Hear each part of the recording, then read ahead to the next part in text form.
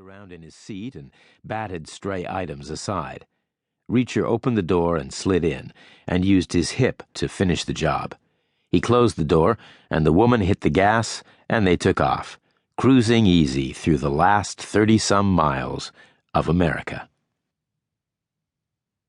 The last exit was for a town called Halton, or the first exit, Reacher supposed, from the Canadian point of view. Then came a mile or so of hinterland, and a little queuing traffic, and barriers and booths and official signs. Reacher stayed in the Jeep until the last car's length, and then he said his thanks and his goodbyes, and he slipped out. And he stepped ahead and put his foot on the last inch of blacktop, directly under the barrier pole, the end of the road. One thing leads to another. He looped back and crossed to the southbound lanes and set up again 30 yards from the barriers. He wanted to give incoming drivers plenty of time to see him, but not enough time to be already going too fast to stop. Once again, he anticipated no kind of a lengthy delay. August, daylight, sunshine, vacation country, warm-hearted and relaxed Canadian drivers full of generosity and goodwill. 10 minutes max, he thought, maybe closer to 5. And it wasn't outside the bounds of possibility that the first car through would be the one. It wasn't, but the second car was, which was more of a minivan, really, but not the kind of thing a soccer mom would be proud of.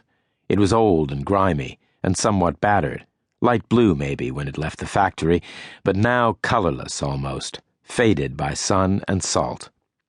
There was a young man at the wheel, and a young woman beside him in the front, and another young woman in the back. The van had New Brunswick plates, and it was trailing a puff of oil smoke after pulling away from the customs post. But Reacher had ridden in worse vehicles. It slowed and stopped alongside him. The passenger window was already down.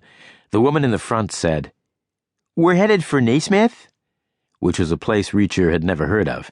He said, "I'm not sure where that is." The guy at the wheel leaned across and said, "The Allagash, man, about an hour west of Route 11, after going north for a bit. It's a little town, where you get on the wilderness trail through the forest. It's a really cool place." Reacher said, "North of here?" The guy said, "Beautiful country, man. You should see those woods. Really primeval. Step off the path, and you could be the first human ever to set foot. I mean literally. 10,000 years of undisturbed nature. Since the last ice age." Reacher said nothing. The guy said, "Get it while you can, my friend. It won't be there forever. Climate change is going to take it all down."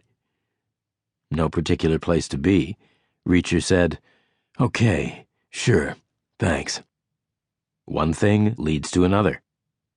He looped around the rear of the van, and the girl in the back slid the door on a rusty track, and he climbed in. Behind him, in the load space, were 2 big backpacks and 1 hard-shell suitcase. The seat was some kind of nylon cloth, gone greasy with age. He got settled and slid the door closed, and the van moved off, puffing smoke again from the effort. "Thanks," Reacher said for the second time. The trio introduced themselves. The girl in the back was Helen, and the girl in the front was Suzanne, and the driver was Henry. Henry and Suzanne were a couple.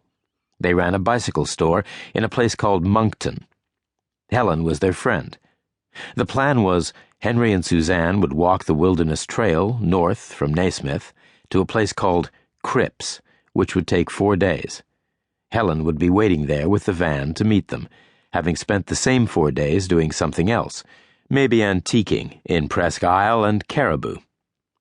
"I don't like the woods," she said, as if she felt an explanation was required. "Why not?" Reacher asked, because he felt a response was expected. "Too creepy," she said. "Too dark, too full of bugs." They puttered onward past Halton, and then Henry turned off on 212, which soon joined Route 11 going north, which was a pretty road. Saddleback Mountain was ahead on the right, and on the left was an endless expanse of woods and lakes. The trees were green, and the water glittered, and the sky was blue. Beautiful country, just like Henry had promised. "I don't like the woods," Helen said again.